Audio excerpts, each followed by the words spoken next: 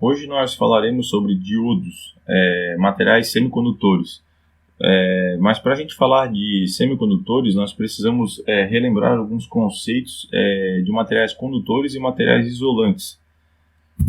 Então, os materiais condutores são formados por átomos cujos elétrons da camada de valência estão fracamente ligados ao núcleo.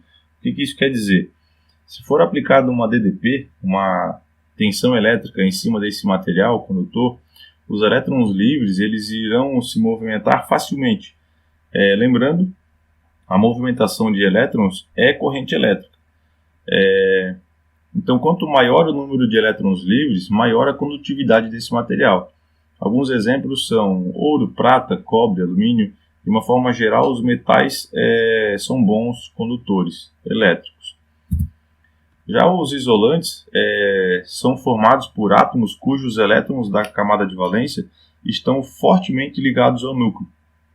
Pessoal, elétrons têm cargas negativas e prótons têm cargas positivas. Os prótons estão no núcleo e os elétrons na eletrosfera. Então vai haver uma atração forte entre essas duas cargas, fazendo com que os elétrons não se movimentem. Então, se for aplicada uma tensão nesse material, os elétrons eles não vão estar se movimentando, então a corrente seria zero. A partir do momento que a gente começa a elevar esse valor de tensão, os elétrons eles podem começar a se movimentarem. Então, a partir desse momento, esse material deixou de ser isolante e passou a ser condutor. Mas para valores menores, abaixo desse ponto crítico, a gente pode considerar esse material como um isolante. Então, quanto menor o número de elétrons livres, melhor será o material isolante. Alguns exemplos são borracha, mica, porcelana, vidro, etc. Então, os semicondutores. Os mais comuns são o silício e o germânio. O silício ele é o segundo elemento mais abundante da crosta terrestre. Tem entre 26% a 28%. E a partir dos semicondutores é que a eletrônica conseguiu chegar onde chegou. Então, algumas características. Os semicondutores eles não são nem bons condutores nem bons isolantes. Tem características intermediárias. O silício e o germânio são elementos da tabela periódica e eles têm 4 elétrons na camada de valência. Então, eles são materiais tetravalentes. Por que isso é importante? Em uma estrutura, para que ela esteja estável, na camada de valência precisa ter 8 elétrons. Então, quando unido ou aproximado átomos de silício, formando uma estrutura como a da tela, essa estrutura é uma estrutura estável. Cada átomo de silício vai compartilhar os seus elétrons, então, fazendo ligações covalentes. Essa estrutura ela vai ser estável porque na camada de valência vai ter 8 elétrons. Mas isso não seria interessante, e não seria útil para a eletrônica. Então, existe um processo de dopagem dos semicondutores, onde eu vou mexer um pouco com aquela estrutura, tornando ela não mais estável. Essa dopagem, para mim fazer essa dopagem, eu preciso acrescentar átomos diferentes de silício ou germânio. Então, em pequenas quantidades, eu vou adicionar algum elemento químico que seja diferente de silício ou germânio. Então, para criar o semicondutor P, é acrescentado a estrutura. Então, para criar o semicondutor P, são adicionados à estrutura de silício elementos como bório, galho ou índio. Esses elementos eles têm 3 elétrons na camada de valência, são trivalentes. E a formação do semicondutor N é com a adição de fósforo ou arsênio, onde eles têm 5 elétrons na camada de valência. Então, quando feita essa adição, a estrutura ela ficaria dessa forma. O semicondutor P, o índio, vai ficar com uma lacuna. Então, a gente vê ali um buraco onde está faltando um elétron. E na química, a falta de elétrons, a gente considera esse elemento positivo. Na imagem à direita, o semicondutor N, o arsênio, ele tem 5 elétrons na camada de valência, então estaria sobrando um elétron. E na química, excesso de elétrons seria então um material negativo. Então, para mim construir um diodo seria através desses dois materiais, o material P e o material N. Então a gente chama isso de junção PN. Até agora a gente não construiu o diodo. A partir do momento que a gente une esses dois materiais, a gente criou o diodo. Então quando a gente junta esses dois materiais, o P e o N, vai haver uma recombinação automática entre as cargas que estavam, né, bem próxima a essa união. Então as cargas positivas do material P, elas vão ser atraídas pelas cargas negativas do material N. E as cargas negativas, as que estavam mais próximas aqui dessa união, vão ser atraídas pelas cargas positivas do material P. Isso vai acontecer até que essa estrutura aqui do meio se equilibre, fique estável.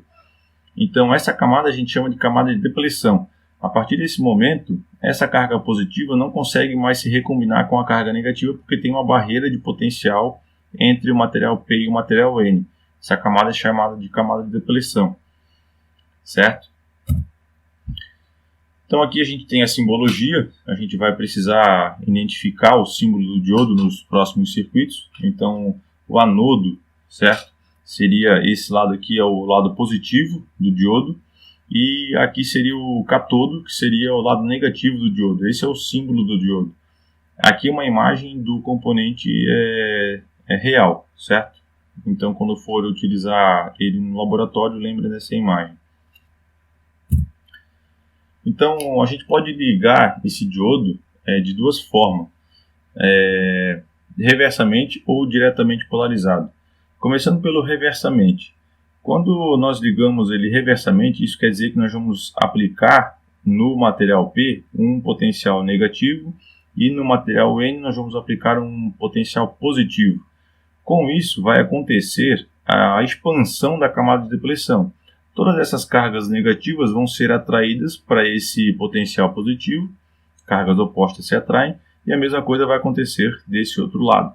Então essa barreira de potencial, essa barreira aqui, ela aumentou. Então, nesse momento, esse componente não vai deixar mais com que elétrons circulem de um lado para o outro. Se já não estava acontecendo antes, agora com a expansão da camada de depleção, dificultou ainda mais. Então, nessas condições, o diodo ele se comporta como uma chave aberta, ele vai ter uma resistência alta. No caso, seria um isolante. Então, se a gente ligasse esse componente a um circuito elétrico, a corrente elétrica ela tenderia a sair do polo positivo e ir para o polo negativo. Mas como nós colocamos o diodo reversamente polarizado aqui no nosso circuito, esse componente ele se comporta como uma chave aberta. Então não vai ter corrente elétrica circulando no circuito.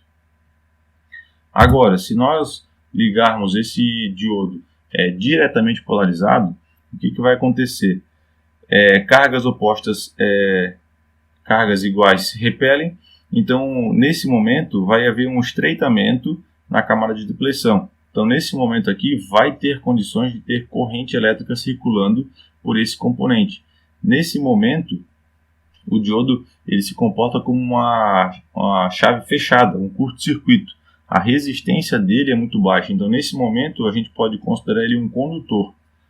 Então, se a gente for ligar esse diodo a um circuito, polarizado diretamente, não percebam sempre que a simbologia dele, para identificar qual que é o terminal positivo e qual que é o terminal negativo. Nesse momento, a corrente elétrica ela iria fluir pelo circuito porque o diodo ele está se comportando como uma chave fechada. O diodo ele é um componente que ele não limita corrente elétrica, ele é uma chave eletrônica, ou vai estar aberta ou vai estar fechada. Então, sempre com o diodo vai ter que ter alguém limitando a corrente elétrica, no caso um resistor, porque a finalidade de um resistor é limitar a corrente elétrica. Então aqui tem algumas nomenclaturas que vocês podem encontrar em datasheets, em folha de dados. Tensão de condução. Então a tensão de condução é a força externa que eu preciso aplicar nesse componente para vencer aquela barreira de potencial. Então no diodo de silício é 0,7, no diodo de germânio 0,3. Então, se eu não aplicar uma tensão externa maior do que 0,7 volts, esse componente ele não vai estar conduzindo, ele vai se comportar como um isolante. Corrente direta máxima é a corrente que ele suporta passando por ele. Tensão reversa máxima, que é a tensão que ele consegue bloquear. Isso vai fazer mais sentido nos próximos slides. Então, em resumo, o diodo ele é um semicondutor. Quando diretamente polarizado, o diodo irá conduzir, ele vai se comportar como uma chave fechada, deixando passar a corrente por ele. Quando reversamente polarizado, o diodo vai se comportar como uma chave aberta, então uma resistência alta, não vai haver corrente no circuito. Então, a tensão de condução é 0,7 para silício e 0,3 para germânio. Está em negrito aqui o silício porque é o que a gente vai estar utilizando nos laboratórios e é o que a gente tem disponível. Diodo ideal e diodo real. Aqui tem um gráfico onde apresenta as características desse diodo ideal. O que isso quer dizer? Qualquer tensão aplicada em cima desse diodo, qualquer valor acima de zero, a corrente elétrica por ele iria fluir e essa corrente aqui ela seria limitada pelo resistor que estaria em série com o diodo. Então, essa seria a característica de um diodo ideal. Qualquer valor de tensão aplicada em cima dele já faria com que ele começasse a conduzir. Agora, na parte reversa, ele conseguiria bloquear qualquer valor de tensão sem que ele se destruísse. Agora, um diodo real, não é bem assim que acontece. Então, o diodo real, para que ele possa começar a conduzir, então para que a gente vença aquela barreira de potencial, eu preciso aplicar uma tensão de aproximadamente 0,7 volts. A partir desse momento, a corrente elétrica vai fluir no circuito. Começa até um pouquinho antes, né? Pode ver que de 0,5 até 0,7, mas então em 0,7 volts é quando a chave estaria 100% fechada. Na região reversa, o diodo ele tem a função de bloquear. Idealmente, ele bloquearia qualquer valor de tensão, não deixando circular corrente elétrica. Mas existe uma tensão limite que ele consegue bloquear, que seria esse VZK aqui. Então, a partir desse momento, qualquer valor de tensão que eu exceda, vai começar a ter uma corrente elétrica circulando pelo componente, fazendo com que ele queime. Então, vai ser a destruição do componente. Então, pessoal, de uma forma rápida, essa é a introdução do assunto de diodos. Então, a gente viu o que é um semicondutor, a gente viu o processo de dopagem, como que acontece quando juntamos esses dois materiais, o P e o N, formando então a junção PN, que é o diodo, a recombinação que acontece, o estreitamento da camada de depressão, a expansão da camada de depressão, que é isso que vai fazer ele ser um isolante ou um condutor. Então ele tem essa característica de poder se tornar um condutor ou se tornar um isolante. E depois a gente viu que existe diferença entre um diodo ideal e um diodo real. O diodo real ele precisa de 0,7 volts para começar a conduzir, se fosse no caso o de silício. Se fosse o de germânio seria 0,3. Então, pessoal, é isso aí. Valeu!